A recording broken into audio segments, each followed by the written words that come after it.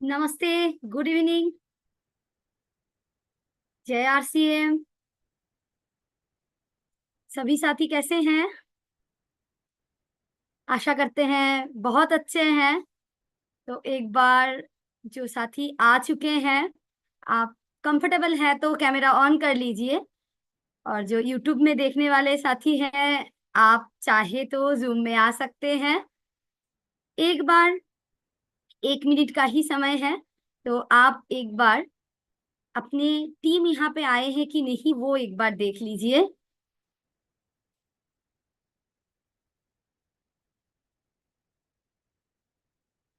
बहुत सारे साथी कैमरा बंद करके रखे हैं, तो एक बार आप कंफर्टेबल पोजीशन पे हैं तो कैमरा ऑन कर लीजिए।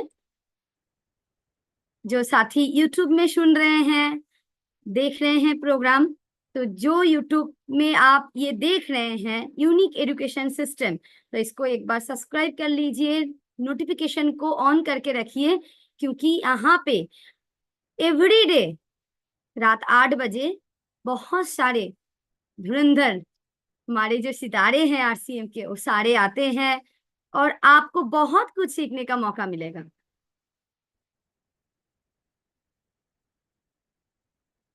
जो साथी आ गए हैं, आप भी मानसिक उपस्थिति के साथ बैठ जाइए, डायरी और पेन ले लीजिए।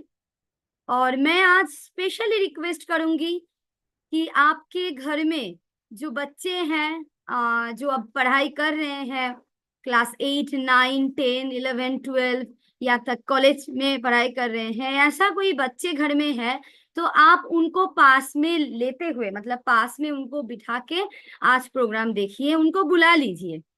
या तो आपके बच्चे हॉस्टल में रहते हैं तो, या फोन अलाउ है उनके पास, तो आप ये लिंक, वो जो युवा पीढ़ी है, जो यंग जनरेशन है, उनको आज सर्कुलेट करिए, क्योंकि आज जो प्रोग्राम होने वाला है बहुत शानदार प्रोग्राम होने वाले हैं। और ये जो नई सोच, नेक्स्ट जनरेशन, नए उमंग, तो ये पीढ़ी के पास ये वाला आज का प्रोग्राम जाना बहुत जरूरी है। तो एक बार घर में पूरे परिवार के साथ बैठिए। ठीक 8:05 को हम लोग विशेष जो अतिथि हैं उनको बुलाएंगे, उनको सुनेंगे। समय है तो आप एक बार अपनी टीम में कॉल कर लीजिए।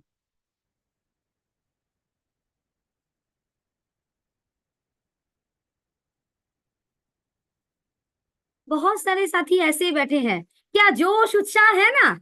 एक बार चलिए, एक बार जोरदार क्लैपिंग के साथ अपने आप को तरोताजा कर लेते हैं।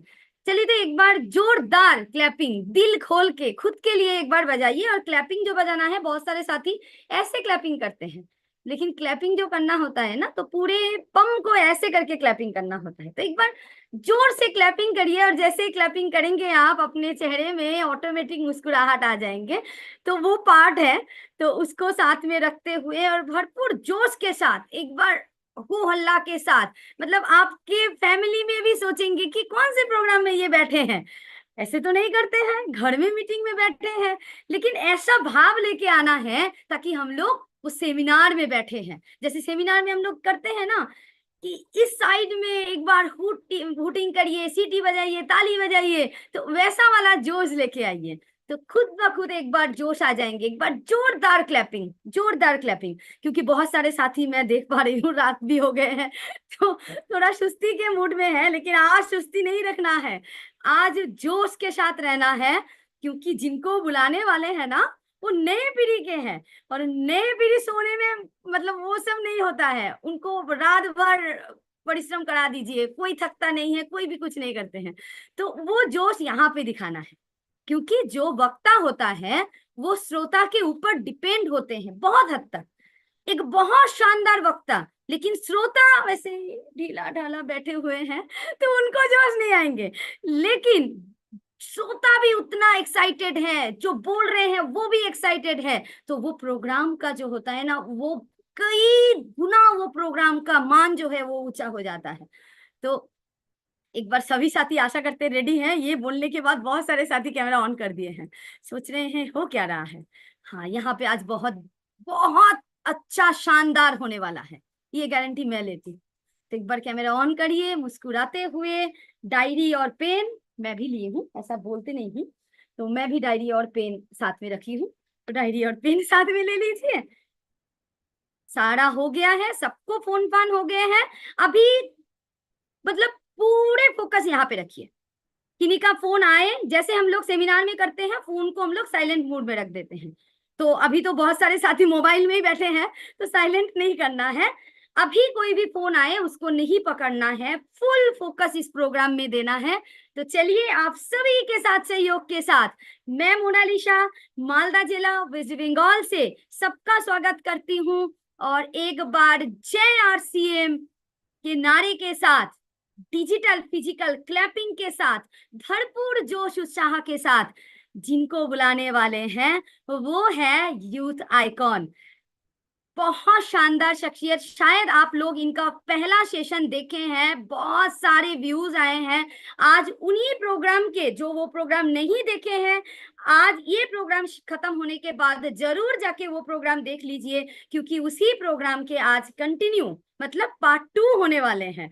तो आज हम लोग पार्ट 2 की ओर आगे बढ़ते हैं और बुलाते हैं youth icon Piyush Verma sir को। पीयूष भैया स्वागत है, आइए please, over to you. Thank you so much. मेरी ऑडियो वीडियो सब क्लियर है, एक बार कंफर्म कर दीजिए, आवाज सही आ रही है? मेरी आवाज अगर आ रही है, एक बार आशा करता हूँ कि मेरी आवाज आप लोगों तक पहुंच रही होगी। तो एक बार कंफर्म कर दीजिए मोनालिसा दीदी कि मेरी आवाज आप लोगों तक पहुंच रही है। हमें ऑडिबल?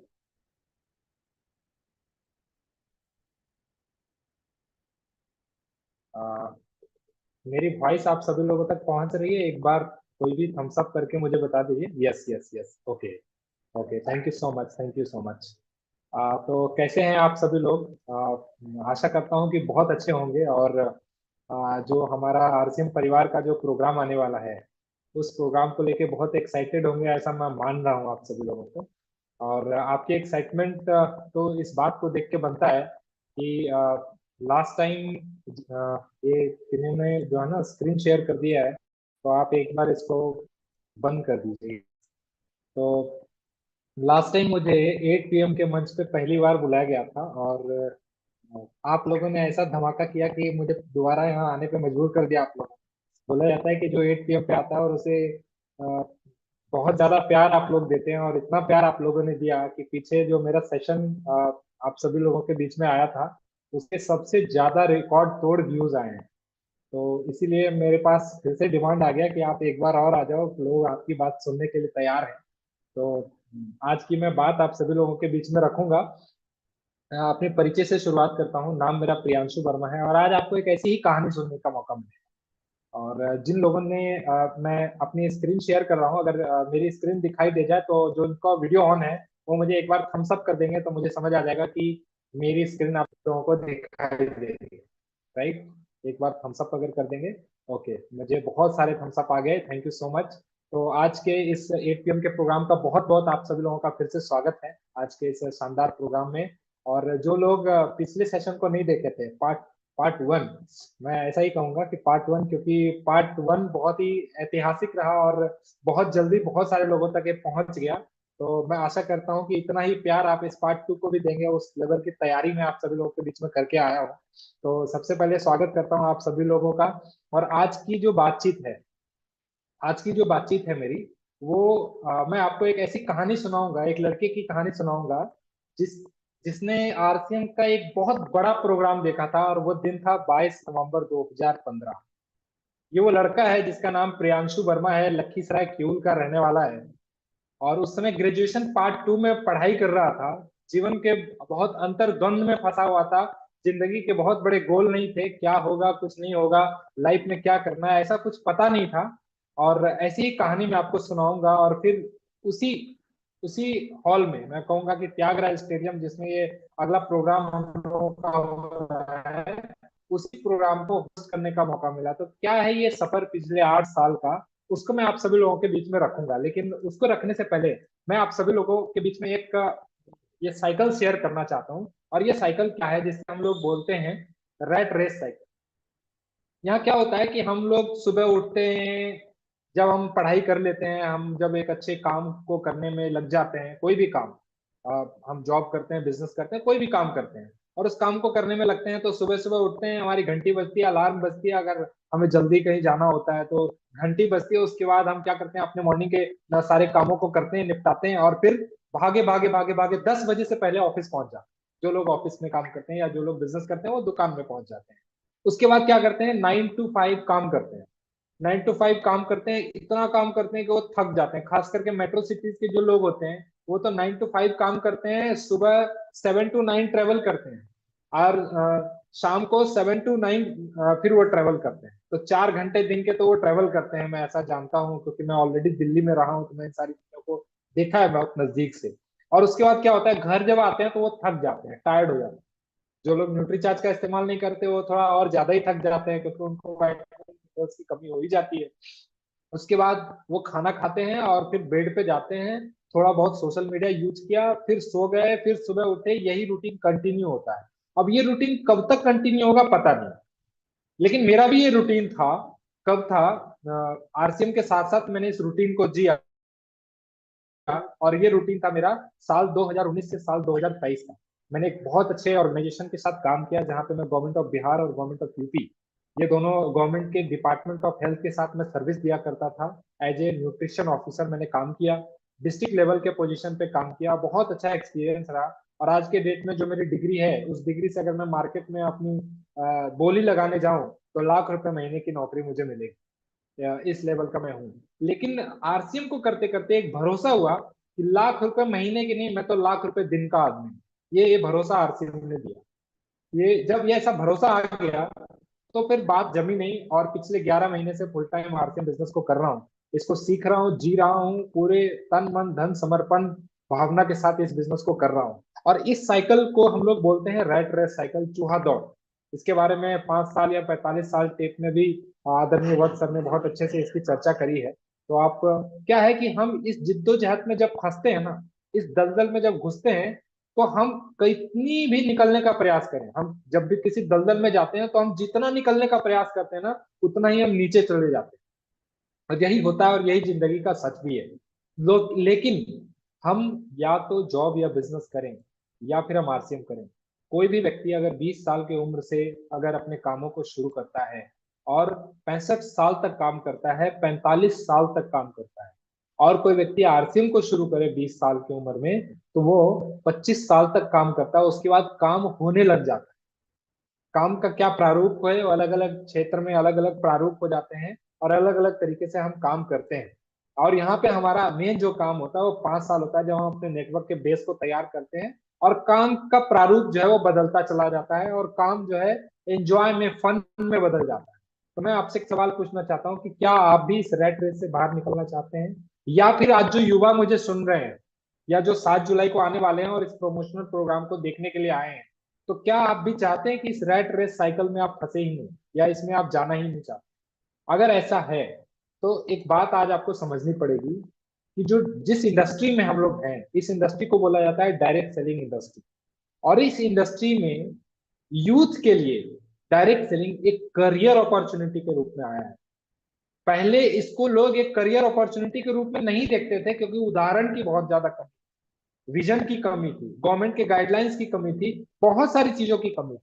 लेकिन आज के डेट में किसी भी चीज की कमी नहीं है, जिसके बारे में मैंने पीछे बताया है आपको पार्ट 1 के सेशन में, कि इसका पास्ट क्या है, इसका प्रेजेंट क्या है, और इसका फ्यूचर क्या होने वाला है। और मैंने पूरे कंपेयर करके बताया है कि जो व्यक्ति अभी तो 1995 के बाद जन्मे हैं, जिन्हें हम लोग जेन जी या जेन अल्फा बोलते हैं, वो इस बिजनेस को बहुत तूफानी अंदाज से करने वाले हैं। इस तरीके से करने वाले हैं कि आरसीएम के आज तक के सारे रिकॉर्ड टूटने। अच्छा, अगर सारे रिकॉर्ड टूटने वाले हैं तो ये हैं कहाँ, ये सारे लोग आपके आसपास ही हैं। और आज जो मेरा सेशन खत्म होगा तो आपको चीजें समझ में आ जाएगी कि ये लोग आपके आसपास हैं। तो किस तरीके से आप इनको बिजनेस में लाएं, और अगर आप बिजनेस में लाएं तो वो जिस तूफानी अंदाज से काम करेंगे, पहले उनको एक अंतर्दृष्टि चाहिए होगी, दूरदृष्टि चाहिए होगी। जब तक वो इसके गहराई में नहीं जाएंगे, इसके डेप्थ में नहीं जाएंगे, इसको समझेंगे नहीं, जब तक कि इसको जोड़ा जोड़ी का काम ही समझेंगे, तब तक बहुत ज्यादा कुछ होने वाला नहीं है। तो मैं आज दो चीजों पे बातचीत करूंगा कि डायरेक्ट सेलिंग जो है वो करियर अपॉर्चुनिटी क्यों है यूथ के लिए। एक तो जो हमारे देश का जो पॉपुलेशन है, इंडिया का जो पॉपुलेशन है, 800 की करोड़ की आबादी में हम 140-42 करोड़ के हैं। हम मतलब पूरा हिंदुस्तान 142 करोड़ की हमारी आबादी है। और इस 142 करोड़ की आबादी में औसतन उम्र जो हमारी है 28 साल की है। मतलब अगर मैं ऐसा बोलूं कि भारत की जनसंख्या का 50% से ज्यादा वो 28 साल से कम का है, तो ये सही होगा मेरा कहना। मीडियन एज पॉपुलेशन बोलते हैं।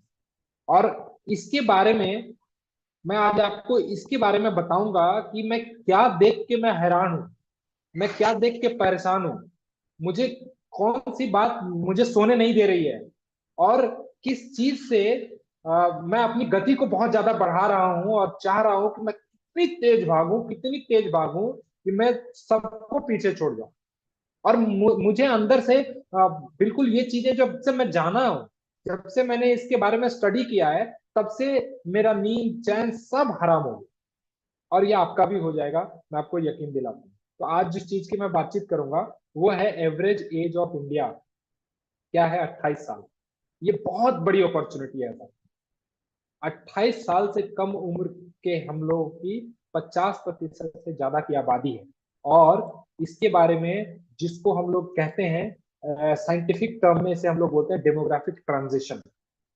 हो सकता है आपको बहुत सारे लोगों को ये शब्द पता ना चले, लेकिन आज मैं तथ्यों के साथ इसको प्रमाणित करने का प्रयास करूंगा और आपको ये प्रूव करके दिखाऊंगा कि वाकई में ये चीजें अभी घटित हो रही हैं। ये जब आप इसके बारे में जानेंगे तो मैं फिर से वही बात रिपीट करूंगा कि आपका फ्यूज उड़ जाए। तो आप अपने फ्यूज को बचा के रखिएगा, ताकि बार बार उसको अगर चेंज भी करना पड़े तो अपने फ्यूज को चेंज कर लीजिएगा। वो डिस्कनेक्शन नहीं होना चाहिए, बिल्कुल आप कनेक्टेड रहिएगा इस पूरे सेशन में। मेरे जो आधे घंटे 40 मिनट की आगे बातचीत आप लोगों से होगी। तो आइए थोड़ा समझते हैं कि डेमोग्राफिक ट्रांजिशन और ये एज क्या है। पीछे के सेशन में पार्ट 1, मतलब जो मैंने पीछे का सेशन लिया था 8 PM का, उसमें मैंने आपको बताया था कि 2022 के हिसाब से वर्ल्ड की टॉप 10 डायरेक्ट सेलिंग कंपनी के टर्नओवर में US बिलियन डॉलर में भारत का नाम कहीं भी नहीं है। और भारत का नाम 11वें नंबर पे है, टॉप 10 में कहीं भी। इसमें US है, कोरिया है, जर्मनी है, चाइना है, जापान है, मलेशिया है, ब्राजील है, मेक्सिको है, फ्रांस है और ताइवान है।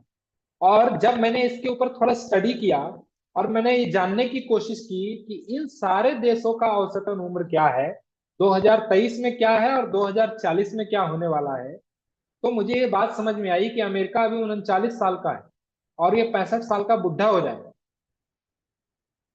65 साल का बुढ़ा हो जाएगा, मतलब इस देश के 50% से ज्यादा आबादी नॉन वर्किंग हो जाएगी, मतलब काम करने के लायक रहेगी ही नहीं।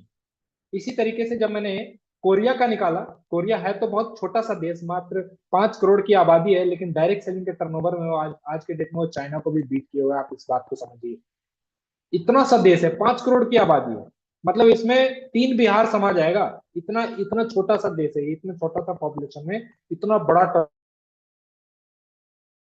डायरेक्ट सेलिंग का। और ये भी अभी 45 साल का है और ये 52 साल का बुढ़ा देश हो जाएगा, मतलब एवरेज एज जो उसकी होगी वो। और उसके बाद अगर मैं बात करूं जर्मनी की, तो इसका भी अभी 39 साल उम्र है और ये 47 साल का हो जाएगा। अगर मैं चाइना की बातचीत करूं तो ये भी अभी 39 साल का है और ये भी आगे चल के 65 साल का हो जाएगा। अगर मैं जापान की बातचीत करूं तो ये 48 साल का है, 53 साल का हो जाएगा। अगर मैं मलेशिया की बातचीत करूं तो ये अभी 30 साल का है, ये 37 साल का हो जाएगा। कलर पे भी ध्यान दीजिएगा। और ब्राजील की अगर मैं बातचीत करूं तो ब्राजील अभी 32 साल का युवा देश है। यहाँ की 50% से ज्यादा आबादी 32 साल से कम की। और ये 2040 जाते जाते 40 साल का हो जाए, मतलब ये भी थोड़ा आगे के उम्र में, आगे के नेक्स्ट फेज में जाने वाला है। और अगर आपको चीजें नहीं समझ में आ रही है तो 1881 का प्रिंसिपल मैंने आपको समझाया था लास्ट सेशन में, उसको जरूर से रेफर कीजिएगा। और इसके बाद अगर मैं बात करूं मैक्सिको की, तो आप देखें कि मैक्सिको भी अभी 30 साल का है और ये 37 साल का हो जाएगा।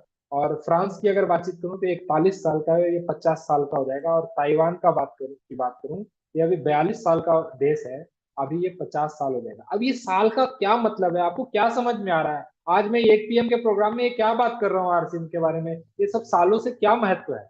मैं कहना ये चाह रहा हूँ कि एक देश जिसकी जो आबादी होती है ना, उसका जो इकोनॉमी होता है ना, उसका वर्किंग एज पॉपुलेशन पे डिपेंड होता है।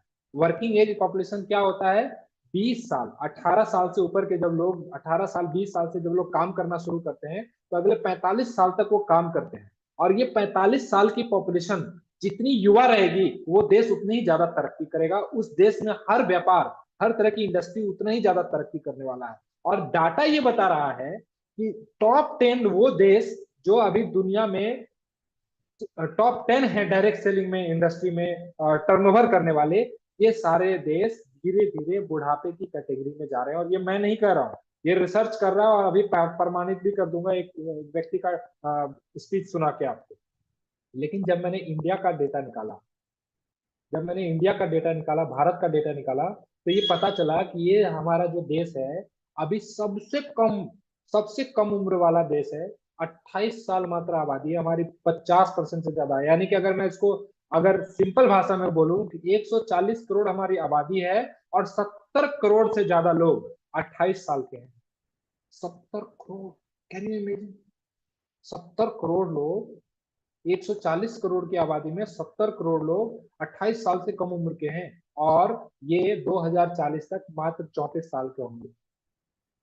यानी कि जो डेटा ये बता रहा है, अगर आप इसका स्क्रीनशॉट लेना चाहते हैं तो आप ले लीजिए। जो डेटा ये बता रहा है कि जिस स्पीड से हम बढ़ने वाले हैं ना, उस स्पीड से दुनिया की अभी जो टॉप 10 डायरेक्ट सेलिंग में टर्नओवर करने वाला देश है, वो भी नहीं बढ़ने वाला है, क्योंकि हम जवान हैं। जवान का खून क्या होता है? गर्म होता है, और वो बहुत तेज भागता है, और हम बहुत तेज भागने वाले हैं। आइए थोड़ा एक वीडियो, मैंने पीछे के सेशन में आपको बताया था कि अमिताभ कांत जो नीति आयोग के सीईओ है, national institute of transforming India, government of India का एक विंग होता है जो हर तरह की परियोजनाओं को, हर तरह की पॉलिसीज को डिजाइन करता है। उसके जो सीईओ है अमिताभ कांत, इन्होंने डायरेक्ट सेलिंग पे स्पीच दिया था 2016 में। आज मैं उस स्पीच आपको सुनाना चाहता हूँ, जिन्होंने डेमोग्राफिक ट्रांजिशन पे स्पीच दिया था। एक बार जरा सुनिए, फिर मैं आपको आगे लेके चलूंगा।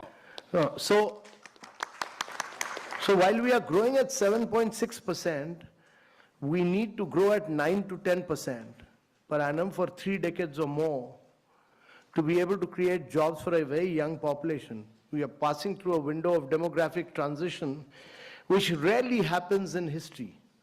Our population is very young.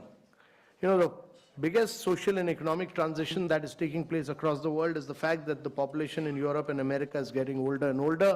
The population in India is getting younger and younger, and it will keep getting younger till 2040. And therefore, if you have to reap this advantage, it can be a huge nightmare as well if you are not able to create jobs. So if you have to create jobs, there are only two ways. One is to push manufacturing in a very big way, and the other is to push direct selling. Yeah. So that many of you create jobs. You people were, you know, many states, Kerala, West Bengal, many of you were seen as people who were doing chit funds. You are not doing chit funds. You know, you are doing a very respectable profession. You are economic drivers of growth for India. So we respect that. And that has now been recognized.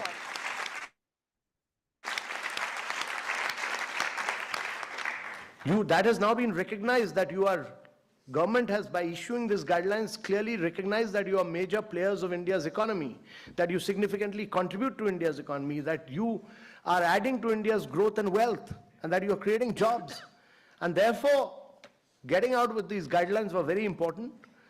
And these guidelines have now been given to different states to realize that you are important players in India's economy, and every state will respect these guidelines because they have been issued by government of India. बातें आपको समझ में आई थोड़ी? अगर नहीं समझ में आई तो मैं आपको हिंदी में समझा देता हूँ कि मैं आपको कह रहा हूँ कि आने वाले 10 साल में आपको एक बहुत बड़े खजाने की मैंने आपको एक चाबी बताई।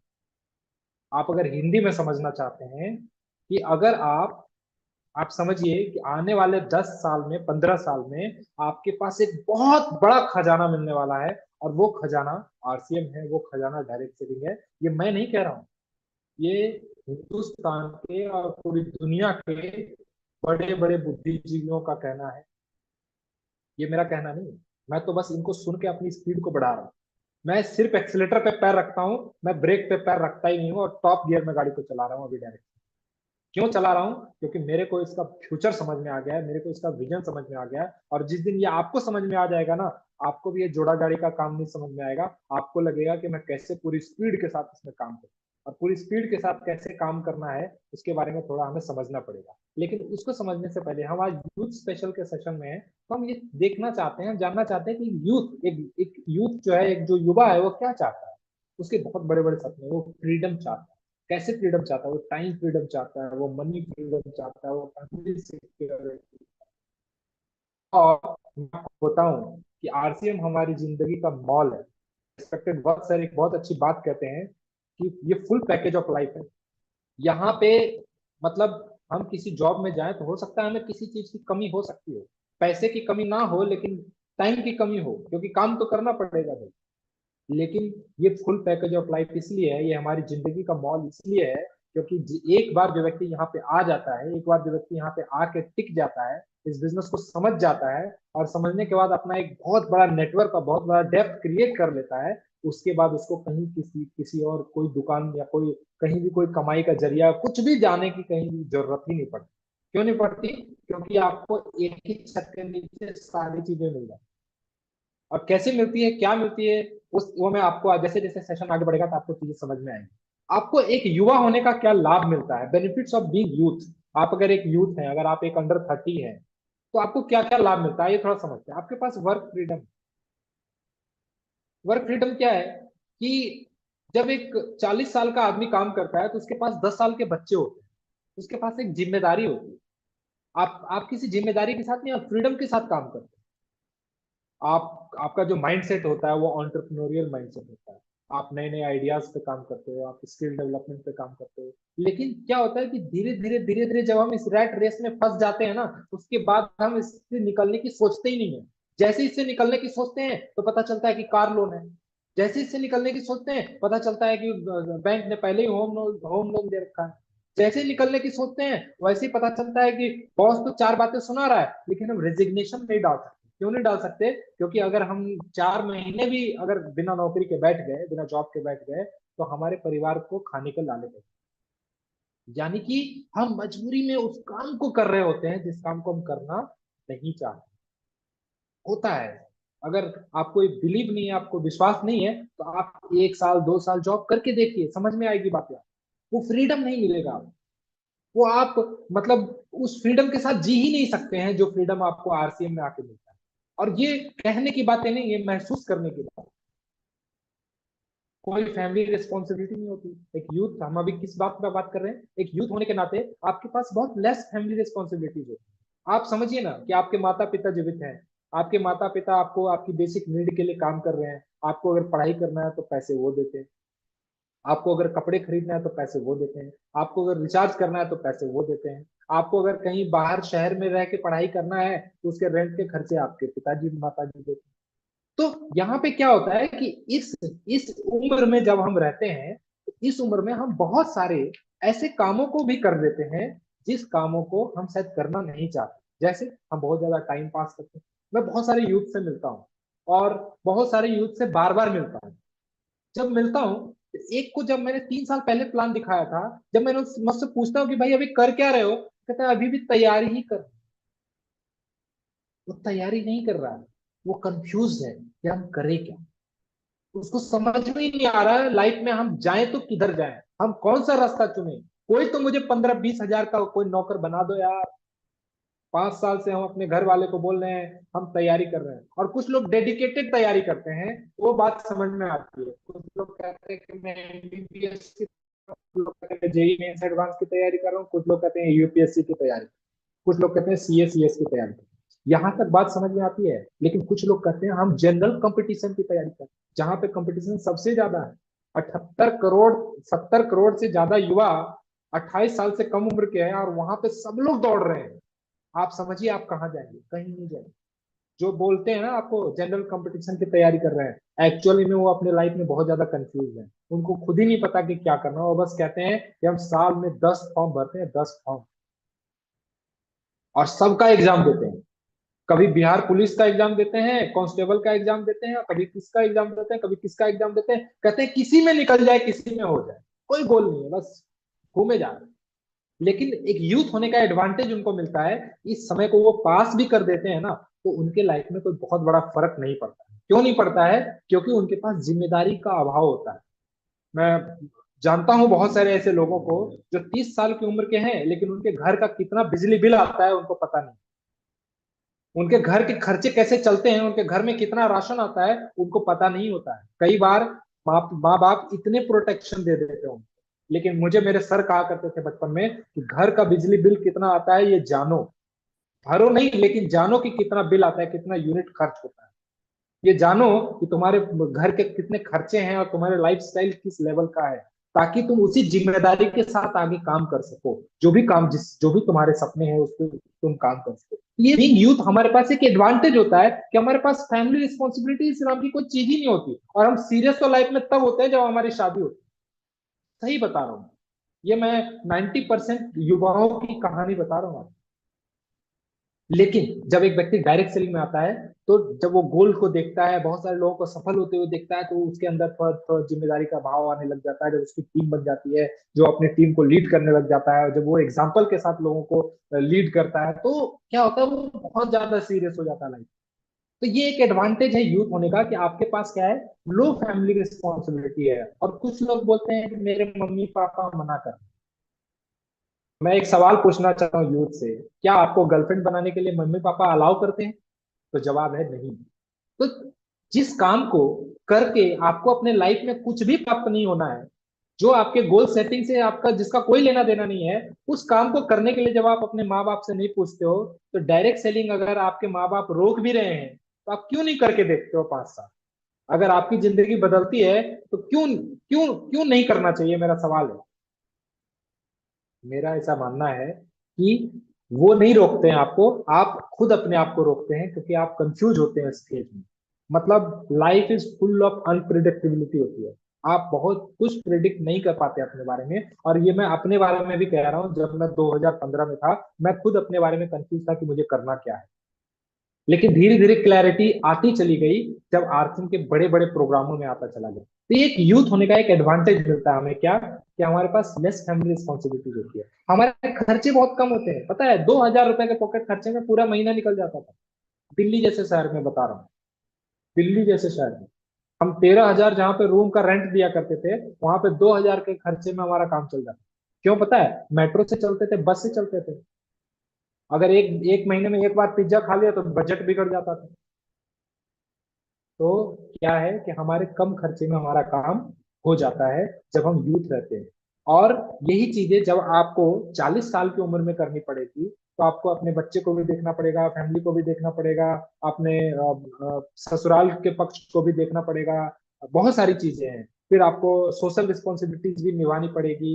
इसके साथ साथ आपको थोड़ा सा और भी बहुत सारे जगह पे आपका टाइम जाने लग जाता है। लेकिन जब आप अंडर 30 होते हैं, तो आप डेडिकेटेड रूप से, अगर आप डायरेक्ट सेलिंग को एज ए करियर चूज करके अगर आप काम करते हैं, तो यहाँ पे बहुत कम समय में बहुत बड़ा कर। लेकिन ये आपको समझना पड़ेगा, इसको समझने के लिए आपको एक बड़े प्रोग्राम की जरूरत पड़ेगी।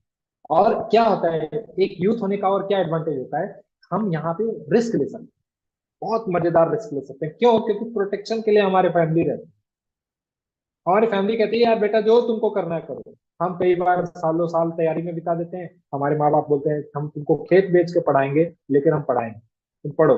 लेकिन ये फर्म बिलीफ जिस दिन एक डायरेक्ट सेलिंग पे एक युवा को आ जाएगा, वो यहाँ पे रिस्क लेने के लिए तैयार हो जाएगा। जैसे वहां पे वो अपना 3-4 साल का करियर सिर्फ तैयारी में बिता देता है, जहाँ पे 4 साल के बाद उसे कुछ भी नहीं मिलता, वो अगर उस कमिटमेंट के साथ एक युवा डायरेक्ट सेलिंग आरसीएम बिजनेस में अगर लगा दे, तो उसको बहुत कुछ मिल सकता है, बहुत कुछ मिल सकता है। तो क्या होता है, मैं बताना चाहता हूँ, 30 साल की उम्र में हम क्या करते हैं, घर से बाहर निकलते हैं अपनी पढ़ाई के लिए और जॉब को खोजने के लिए।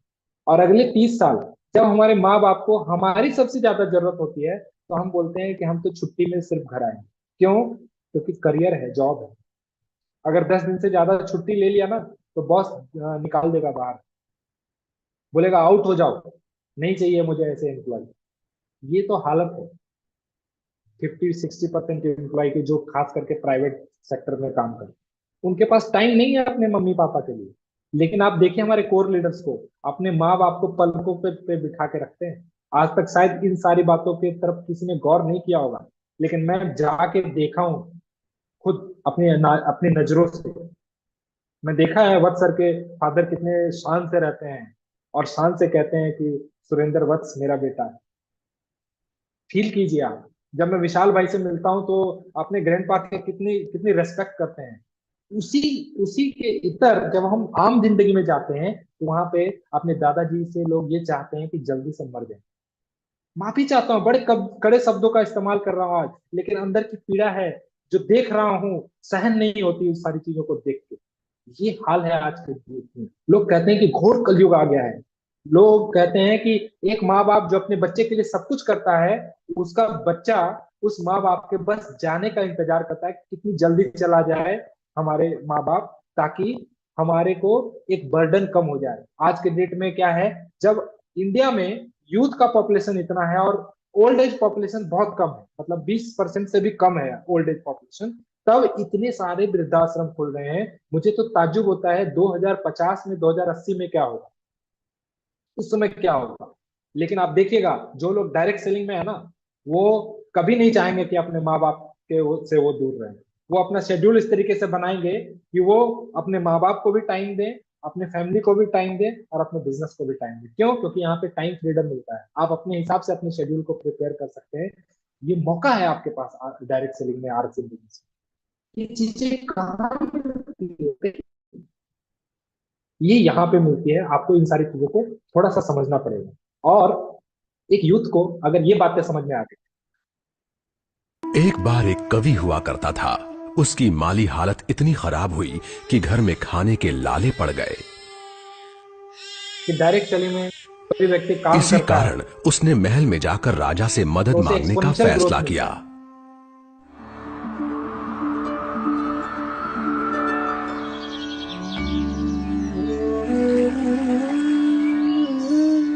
राजा के बुलाए जाने पर उसने अपनी कविताएं पढ़नी शुरू कर दी। वाह वाह वाह वाह वाह वाह। राजा बहुत प्रसन्न हुआ और उसने कवि से अपना इनाम मांगने के लिए कहा। कवि ने मोहरों से सजे शतरंज की ओर इशारा करते हुए कहा, महाराज, अगर आप पहले खाने में चावल का एक दाना रखें और हर खाने के लिए उसे दुगना करते जाएं, तो मैं समझूंगा मुझे मेरा इनाम मिल गया। बस इतना ही? राजा ने पूछा। सिर्फ चावल का एक दाना और सोना नहीं? जी हाँ महाराज। तो फिर ऐसा ही हो। दरबारियों ने चावल के दाने रखने शुरू कर दिए। पहले खाने में 1, दूसरे में 2, तीसरे में 4, चौथे में 8। इस तरह वो रखते गए।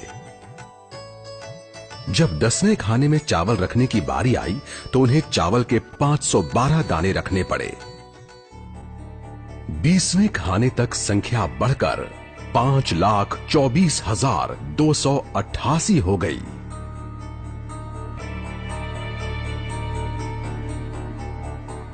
आधे हिस्से तक आते आते 32वें खाने में चावल के दानों की गिनती 214,74,83,648 हो गई।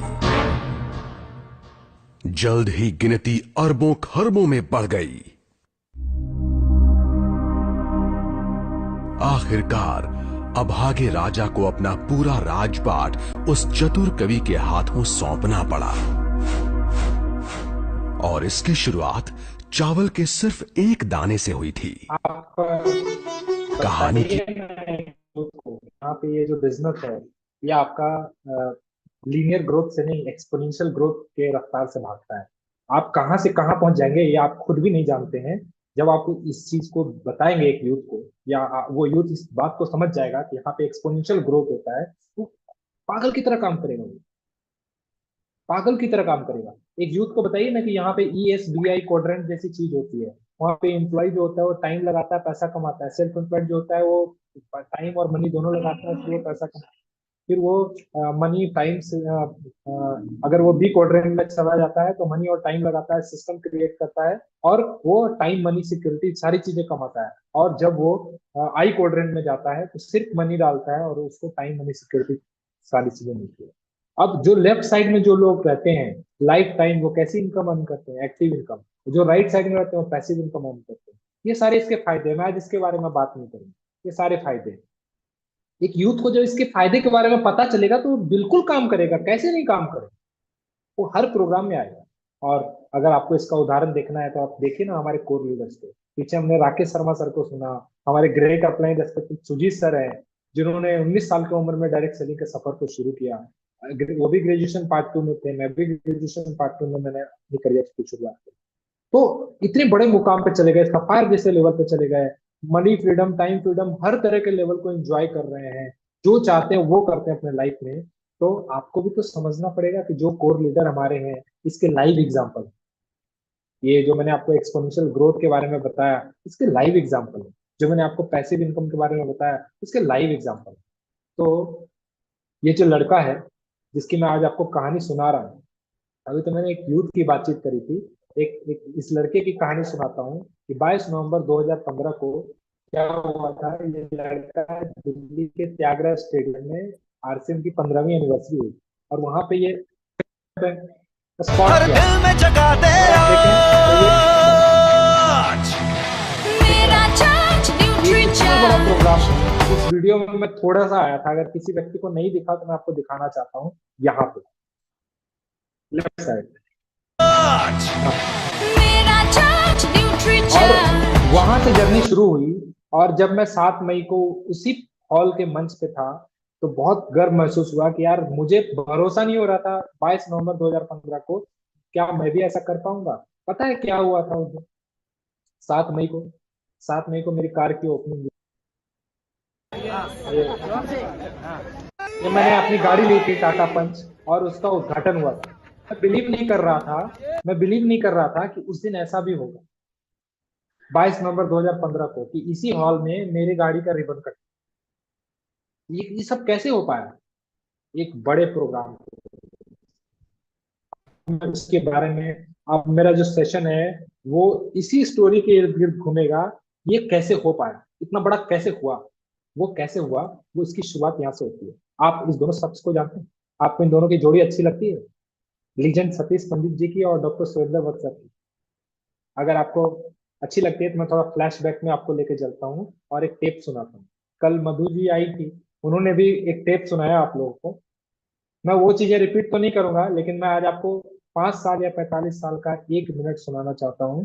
क्या वत्स सर कहना चाह रहे हैं? 2006 में उनकी एक मीटिंग हुई थी अ, अ, पठानकोट में। 5 साल या 45 साल टेप में उन्होंने क्या कहा था ऐसा, आप भी थोड़ा सुनिए।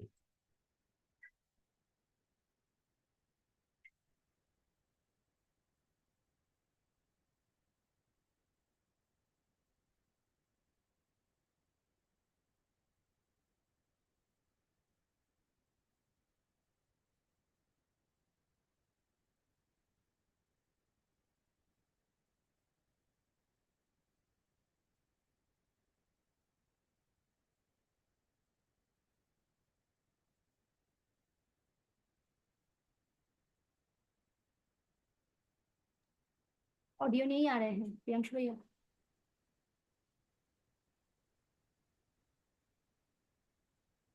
प्रियांशु भैया ऑडियो नहीं आ रहे हैं, मेरा आवाज आ रहे हैं आपके पास? अच्छा, आपको वॉइस नहीं सुनाई दे रही? नहीं नहीं नहीं, कोई आवाज नहीं आ रहा है, किन्हीं कोई नहीं सुनाई दे रहे। अच्छा, ओके ओके। मुझे लगा कि मैं सुन रहा हूँ तो आपको सुनाई दे रही होगी। ठीक है, कोई बात नहीं। तो मैं ये कहना चाह रहा हूँ इस स्टेप में वत्स सर ये कह रहे हैं कि एक एक फंक्शन में, एक बड़े प्रोग्राम में एक लीडर का बेस तैयार होता है, एक नया टेक्निकल अचीवर तैयार होता है। मैं माफी चाहता हूँ, मैंने ऑडियो को उस तरीके से चेक नहीं किया कि आपको सुनाई दे, पर मैं फिर से री स्क्रीन शेयर करता हूँ। अगर आपको सुनाई दे तो मुझे बताइएगा।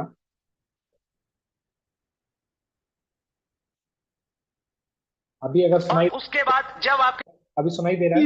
Yes yes. Okay okay, very good. के सामने सबसे बड़ी निराशा है। आपकी मंजिल को तक पहुंचाने में सबसे बड़ा योगदान रहेगा एक तीसरी और बहुत महत्वपूर्ण चीज, वो है फंक्शन।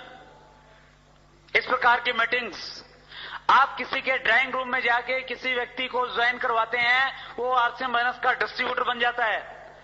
अगर आपने उस व्यक्ति को लीडर बनाना है, अगर आप चाहते हैं कि इस व्यक्ति की टेक्निकल बोनस का बेस बनना स्टार्ट हो जाए, उसको इस प्रकार के माहौल में बिठाना पड़ेगा ताकि उसके दिमाग में 1 लाख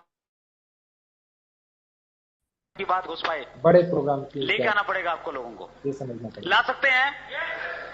ये जो मीटिंग्स होती हैं, ये इस प्रकार के फंक्शन होते हैं, ये लीडर्स पैदा करते हैं। यहां से शुरुआत होती है। कोई व्यक्ति डिसीजन लेके जाता है, गंभीर डिसीजन कि यस आज मेरी समझ में आ गया, मैं करूंगा, और निश्चित रूप से वो करता है और उसका रिजल्ट रहता है। कुछ टाइम के बाद लोग उसको मुकेश कोठारी के रूप में जानते हैं, कुछ लोग उसको सतीश पंडित के रूप में जानते हैं, कुछ लोग एस अत्री के रूप में जानते हैं, तो कुछ लोग राकेश शर्मा और प्रमोद गुलाटी के रूप में उनको जानने लग जाते हैं, क्योंकि वो इस प्रकार की मीटिंग्स की पैदावार होते हैं। यस बड़े लीडर्स जो होते हैं, और कुछ लोगों को ना, ये मैंने फर्स्ट डे जब अपनी स्लाइड में ये सारी चीजें दिखाई थी, तो कुछ लोगों को ये सारी चीजें ना ऐसी लग रही थी कि मतलब पता नहीं ये लड़का को किस्मत से ये सारी चीजें मिल गई क्या, ये या फिर ये वत्स सर का चमचा करता होगा, या ये बहुत कुछ करता होगा। मैं आपको बताना चाहता हूँ, मैं चमचा नहीं हूँ। मेरे को बड़े प्रोग्राम में वत्स सर ने आइडेंटिफाई किया। मैं लगातार 3 एनिवर्सरी में इनको दिखा था। 2015 की एनिवर्सरी में जब गया था तो मैंने सिर्फ इनको सुना था। जब 2016 की एनिवर्सरी में गया तो इनके साथ फोटो खिंचवाया था। 2017 की एनिवर्सरी का टिकट लेने के लिए मैं यूएस के ऑफिस तक चला गया था, सिर्फ 2 टिकट लेने के लिए।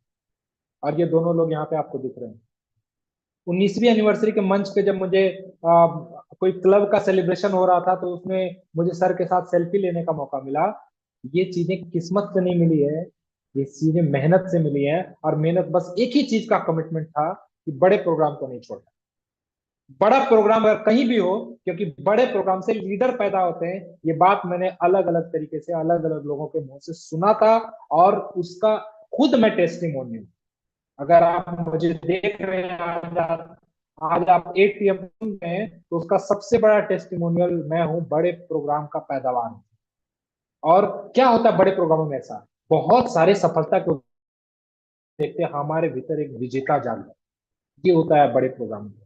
कैसे होता है? आइए, जिसने मेरे अंदर के विजेता को जगाया, मैं बहुत बहुत धन्यवाद शुक्रगुजार हूँ रेस्पेक्टेड विजय विरोधिया सर का, जिनकी एक बात तीर की तरह मुझे लगी थी 22 नवंबर 2015 को। सुनिए जरा इस बात। Myself Vijay Virodhiya, thank you very much, thank you very much, thank you very much. Vijay Virodhiya basically karate coach था। कंप्यूटर इंजीनियरिंग करने के बाद कंप्यूटर का एक सेंटर चलाता था और सुबह बच्चों को कराटे सिखाता था।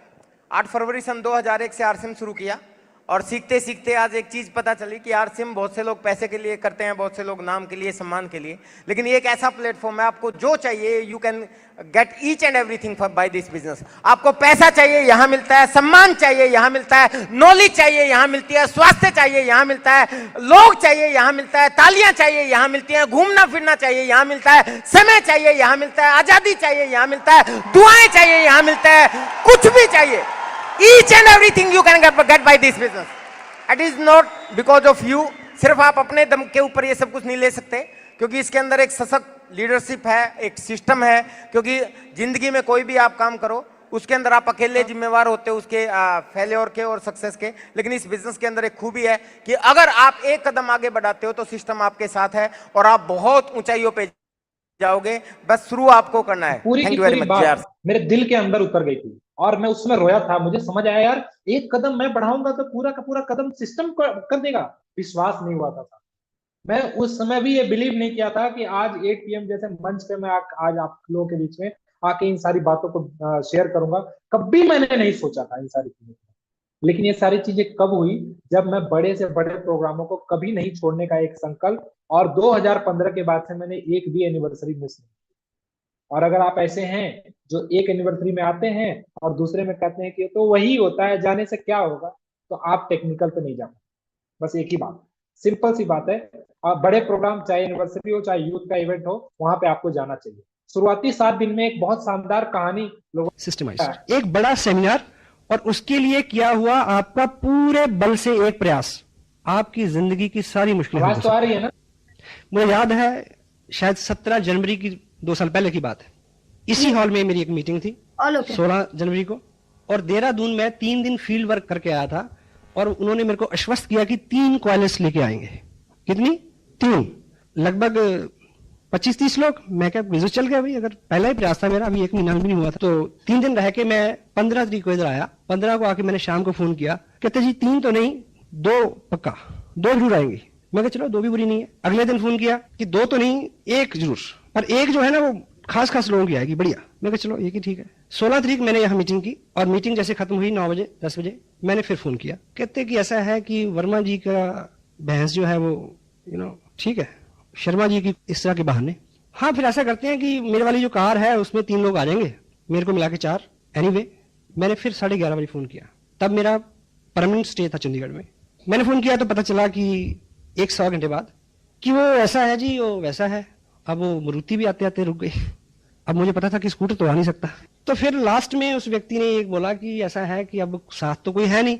फिर मैं सोचता हूँ कि मैं भी फिर अगली बार ही सही, सवेरे बिटिया का पेपर भी है, ठीक है। ये रिजल्ट हो गया 11:30 बजे रात को। सुबह फंक्शन कहाँ? पानीपत रोड धर्मशाला। मैंने सोचा कि मुझे क्या करना चाहिए।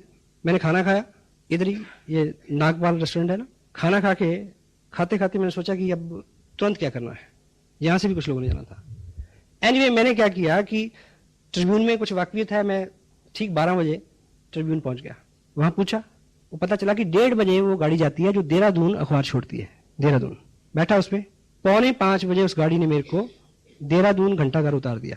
मैंने वहां जाके फोन किया, उस व्यक्ति को लगा, उसने इस तरह से जवाब दिया, हाँ आप होया हो, हम फिर अगली बार देखेंगे। उसको लगा कि चंडीगढ़ से बोल रहा है। मैंने बोला कि घंटाघर से बोल रहा हूं, आ जाओ। अब निकल गए। मैं वहां रुका 2 घंटे, 1 कॉलेज 1 मारुति कार में लेके आया। केवल 22 महीने 50 लाख का बिजनेस है, 4 टेक्निकल, 15 रॉयल्टी। हाँ जी, 1 बड़ा फंक्शन और उस पे आपकी मुस्तैदी, उस पे आपका किया हुआ ठीक काम। जब कोई बड़ा फंक्शन आता है तब आपको क्या करना है, डिटेल में बहुत सारी चीजें इस पे डिस्कस हो सकती हैं। अगर आप ये पॉइंट अपने दिमाग में रखोगे तो आपका दिमाग आपको आइडिया देगा, नए आइडिया देगा। लुधियाना अगर फंक्शन हो रहा है और आप उतावले हैं अमृतसर में बिजनेस करने के, अमृतसर वाले व्यक्ति को लुधियाना बुलाओ, देन फिर अमृतसर जाओ। ऐसे में जो भी चीजें हैं, करनाल में फंक्शन है, उस फंक्शन में किन नए लोगों को मैंने बुलाना है, मेरे पास लिस्ट है उनकी, सिस्टमाइज्ड। एक बड़ा सेमिनार। और मैं आपसे एक ही आह्वान कर रहा हूँ, आज 5 जुलाई को आपके पास एक मौका है, आपके पास मौका है एक ऐसी ही कहानी की जबरदस्त शुरुआत करनी। आज क्या करना है, बहुत सारे लोग आपको मना करते हैं। एक मजबूत आदमी को आप चुनो और आप उसको पकड़ के 7 जुलाई के प्रोग्राम में बैठो। भाई साहब, आपका भी 50 लाख का बिजनेस, 4 टेक्निकल, 8-10 रॉयल्टी, एक स्टेशन आपका बिल्ड हो सकता है सिर्फ 1 लोग। लेकिन ये करेगा कौन? जो इस काम को करेगा वही वो इनाम पाएगा, वही वो फल काटेगा। जो बोएगा वो काटेगा, जो नहीं बोएगा वो नहीं काटेगा। यानी कि आपके पास वो कहानी बनाने का मौका है। इसीलिए मुझे आज यहाँ पे बुलाया गया था, ताकि मैं आज आपको इन सारी चीजों से अवगत करा सकूं। और मैं कोटेशन बोलना चाहता हूँ, success is where preparation in opportunity meet. Success क्या है, सफलता क्या है? जहाँ पे आपकी तैयारी और आपके मौके दोनों जहाँ पे मिल जाते हैं, वहीं पे आपको सक्सेस मिलती है साथियों। और आपके 3 सवाल के जवाब बहुत जरूरी है जानना इसको, कि डायरेक्ट सेलिंग या आरसीएम क्या है, उसे क्यों करना है और कैसे करना है। और ये दोनों के बीच में जो एक लाल वाला कलर है ना, क्यों, ये क्यों एक बड़े फंक्शन में जाने के बाद क्लियर हो जाता है। और जब क्लियर हो जाता है तो क्या होता है, हम इसको देखिए फंक्शन में आते हैं, ये सारी तो पहले से देख चुके हैं कि क्या क्या होने वाला है। ये इसके बारे में मैं आपको नहीं बताऊंगा ज्यादा, बस आपको ये बताना चाहता हूँ कि अगर ये वीडियो जो आज लाइव सुन रहे हैं, इस वीडियो को बाद में भी एक बड़े फंक्शन के टूल की तरह इस्तेमाल किया जा सकता है। और अगर आप ये वीडियो देख रहे हैं 7 जुलाई के बाद, तो आपको क्या, क्यों, कैसे क्लियर करने के लिए, क्या क्लियर करने के लिए बिजनेस स्कूल जैसी किताबों को पढ़ना पड़ेगा, क्यों क्लियर करने के लिए पैराबल ऑफ द पाइपलाइन, आपका सपना किसने चुराया और कॉपी कट मार्केटिंग वर्क है जिसको आपको पढ़ना पड़ेगा, और कैसे करने के लिए आपको डायरेक्ट सेलिंग का विजेता कैसे बने, और सवाल ही जवाब है। इतना अगर आप करते हैं तो आपको सारी जानकारी मिल सकती है। एक बड़ा फंक्शन और उस पर किया गया आपका ठीक ठीक प्रयास आपकी जिंदगी की सारी मुश्किलों को हल कर सकता है। इन्हीं शब्दों के साथ मैं फिर से बुलाना चाहता हूँ मोनालिसा दीदी को, अपनी वाणी को यहीं पे विराम देना चाहता हूँ और माइक को हैंड ओवर करना चाहता हूँ। बहुत बहुत धन्यवाद, थैंक यू सो मच। आप सभी लोगों ने इतने ध्यानपूर्वक मुझे सुना, थैंक यू। जय आसियान। बहुत शानदार सर, बहुत ही जबरदस्त। और चलिए कुछ 6 मिनट का समय है, पावरफुल कुछ संकल्प के साथ आज प्रोग्राम को मतलब ओवर करेंगे। दिल्ली प्रोग्राम के लिए यहाँ जो अभी मैं एक बार हैंड लोअर कर रही हूँ सबका, क्या विशेष तैयारी जो नहीं किए हैं? रिस्पेक्टेड टीसी सर, एक बार जोरदार क्लैपिंग सर के लिए। सर क्या बोलते हैं कि जो कर चुके हैं वो नहीं बोलना है, जो करेंगे वो बोलना है ना। तो क्या करेंगे आज ये इस मीटिंग के बाद आपके भीतर, वो क्या जोश आया जो आप 7 तारीख दिखाने वाले हैं, इसके ऊपर चर्चा करते हैं। नरेश मैम पहले आपको बुलाते हैं। मैम वो आपकी होस्टिंग बहुत लाजवाब है मैम। 10 साथियों की तैयारी है और आज की मीटिंग सुनकर बहुत अच्छा लगा कि हमें जो ये नए जो इतने बड़े बड़े इवेंट होते हैं, रियल में मैंने जब से ज्वाइनिंग की है कभी भी कोई भी इवेंट कोई भी मिस नहीं किया है 1 साल के अंदर। और मैं कल को 5 साथियों को और तैयार करूंगी और गजब बहुत अच्छा रिजल्ट आएगा वहां से। Thank you ma'am. जुनून भर जाएगा मैम। जय RCM. Yes thank you ma'am. बहुत शानदार। आइए नेहा मैम। जी थैंक यू दीदी इनवाइट करने के लिए। आज प्रियांशु सर ने तो बहुत बहुत मोटिवेट किया हमें। ये मैम हम बहुत तैयारी के साथ आएंगे और अपने साथियों को भी लेकर आएंगे मैम। यस बहुत शानदार।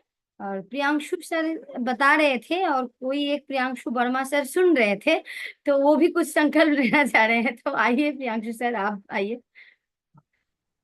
हाँ जी जैसे मैम, और जैसा कि प्रियांशु सर बताया तो बहुत ही मोटिवेट रहा। और 7 जुलाई को बहुत सारे लोग भी जाएंगे, लेकिन कुछ कारणवश मैं नहीं जा रहा हूँ। लेकिन हमारी जो भी टीम के लोग हैं तो उनको हम अपने अपलाइन के साथ भेज रहा हूँ। और वैसे मेरा नाम मैम गुलशन कुमार है और मैं प्रियांशु सर की टीम से आता हूँ। ओके थैंक यू जय सिंह।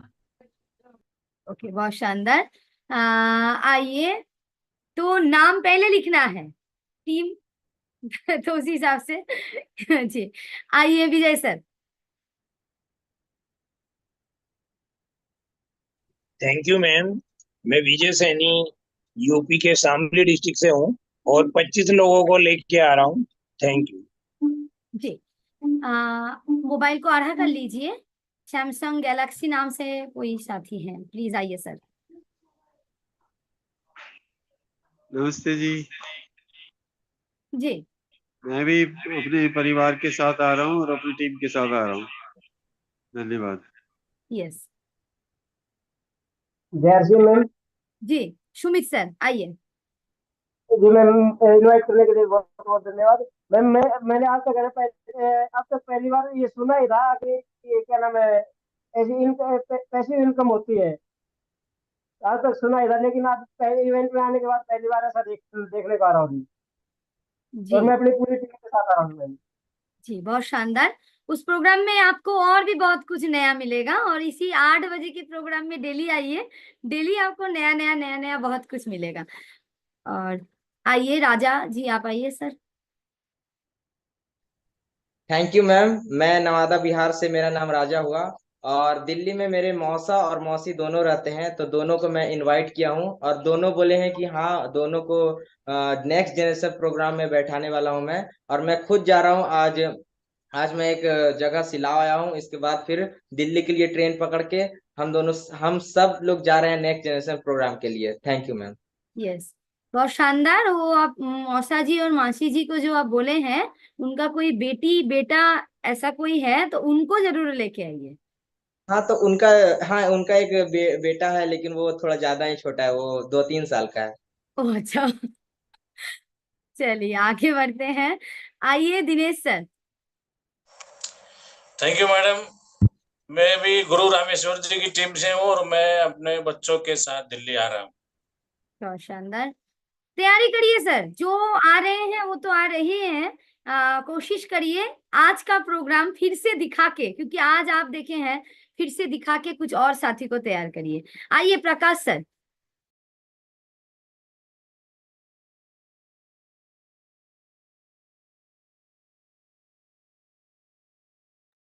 आप अनम्यूट कर लीजिए सर, तब तक आइए संगीता मैम मोबाइल को आड़ा कर लीजिए। जय आरसीएम मैम।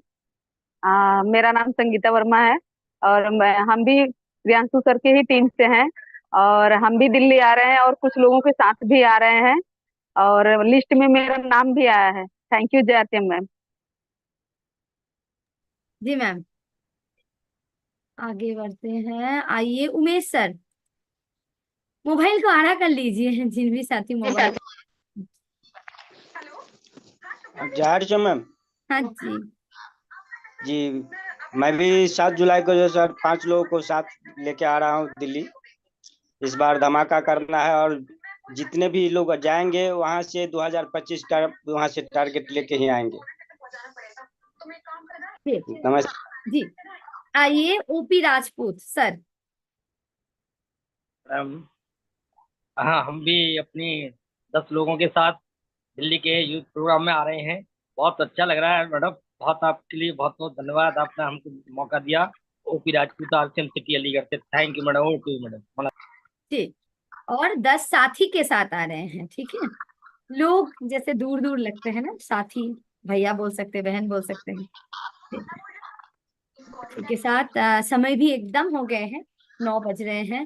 सब मिलके एक संकल्प लेते हैं, आज ये प्रोग्राम सिर्फ 7 तारीख के प्रोग्राम के लिए नहीं, आपके नजदीकी जो भी सेमिनार हो रहे हैं, यहाँ तक कि गुरुकुल के प्रोग्राम के लिए, यहाँ तक कि 1 बजे के प्रोग्राम के लिए, 8 बजे के प्रोग्राम के लिए। देखिए, फिजिकल प्रोग्राम एक होता है और ऑनलाइन प्रोग्राम एक होते हैं, 2 कैटेगरी है ना। तो दोनों कैटेगरी ही बहुत बड़े स्तर पे होते हैं, ये भी बहुत बड़े स्तर पे हो रहे हैं। आज जो प्रोग्राम हो रहे हैं, ये प्रोग्राम को भी इसी में भी लोगों को बिठाना है और फिजिकल प्रोग्राम में तो लेके जाना ही जाना है। तो ये एक शानदार टूल्स बनके तैयार हुआ है प्रियांशु भैया, बहुत शानदार प्रोग्राम जो लाइफ टाइम के लिए बहुत सारे साथी को मदद करेंगे।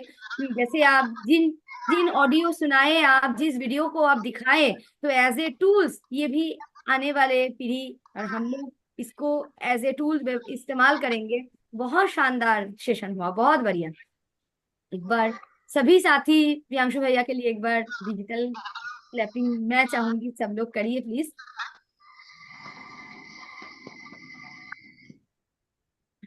कहाँ से एक आवाज आ रहा था जी। तो समय भी हो गए हैं, ओवर दबा दूं क्या? यस यस यस, हाँ आपका वहाँ पे नेटवर्क इशू चल रहा है जी। तो सभी को धन्यवाद सेशन में लास्ट तक बने रहने के लिए। जो भी साथी आज लग रहे थे कि हाँ ये सेशन किन्हीं को दिखाना है, तो ये YouTube में ऑलरेडी सेव्ड है, ये रहेगा, ये बाद में भी इसका इस्तेमाल आप कर सकते हैं। तो इसको आप YouTube में जाके फिर से देखिए, टीम को दिखाइए और कल सुबह मुलाकात करेंगे। 5 बजे मेडिटेशन होता है, 5:30 बजे योगाभ्यास होता है और 6:30 बजे रिस्पेक्टेड आदरणीय गुरुदेव रिस्पेक्टेड टीसी सर के प्रोग्राम रहते हैं गुरुकुल, वहां पे मुलाकात करेंगे।